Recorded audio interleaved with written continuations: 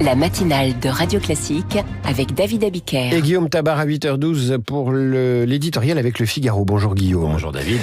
Dans le contexte international actuel, ça peut paraître dérisoire, mais l'actualité politique, c'est aussi ça. Le projet de révision du mode de scrutin à Paris, Lyon et Marseille, il est reporté. Vous nous l'aviez un peu annoncé. On manquait de temps pour faire ça. Est-ce pour des raisons techniques ou politiques ? Écoutez, c'est un report technique, mais qui a une signification politique. Alors l'objet, vous le savez, c'est une proposition de loi des macronistes parisiens visant à faire élire les conseillers municipaux de Paris, Lyon et Marseille à l'échelle de la ville tout entière et non plus des arrondissements. Ce texte, sur la table depuis longtemps, avait un côté serpent de mer, mais à la surprise générale, François Bayrou s'en était emparé et avait décidé de le faire voter, déclenchant même la procédure d'urgence. L'examen en commission devait commencer aujourd'hui pour un vote la semaine prochaine. Alors, ce texte n'est pas abandonné.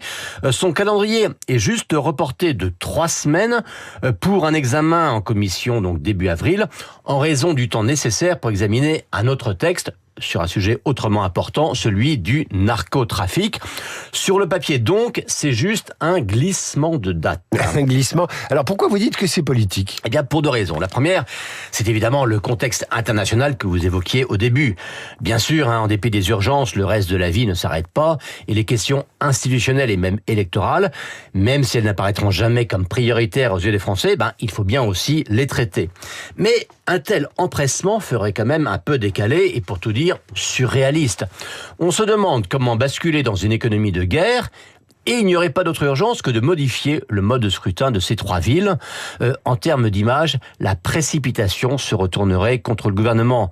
Et dans un autre domaine, ce n'est pas un hasard si Yaël Braun-Pivet, qui est pourtant l'une des premières militantes de l'instauration de la proportionnelle pour les législatives, a prévenu Bayrou que ce serait une folie de s'y atteler maintenant. Alors, et pour revenir à PLM, Paris-Lyon-Marseille, le projet non seulement est mal verrouillé, mais surtout il est loin de faire l'unanimité. Et sans consensus, une réforme de mode de scrutin recèle toujours un risque d'effet boomerang. Je pense que le gouvernement a compris que toute impression de passage en force se retournerait contre lui. Mais pourtant, les municipales, c'est dans 1 an, n'est-ce pas le calendrier qui pousse à aller vite ? Si, et tout le problème est là. François Bayrou sait bien que la réforme d'un mode de scrutin n'est pas regardée comme une priorité. Mais pour respecter le principe tacite qu'on ne change pas les règles à moins d'1 an d'une élection, en clair, c'est maintenant ou jamais. Alors même avec un report de l'examen du texte, le gouvernement se dit encore que après tout, ça peut passer. En tout cas, de manière plus globale, entre les retraits annoncés d'Anne Hidalgo à Paris ou de Martine Aubry à Lille, on voit en tout cas que le coup d'envoi des grandes manœuvres pour les municipales est d'ores et déjà lancé. Merci Guillaume. À demain, on retrouve votre édito en vidéo sur lefigaro.fr.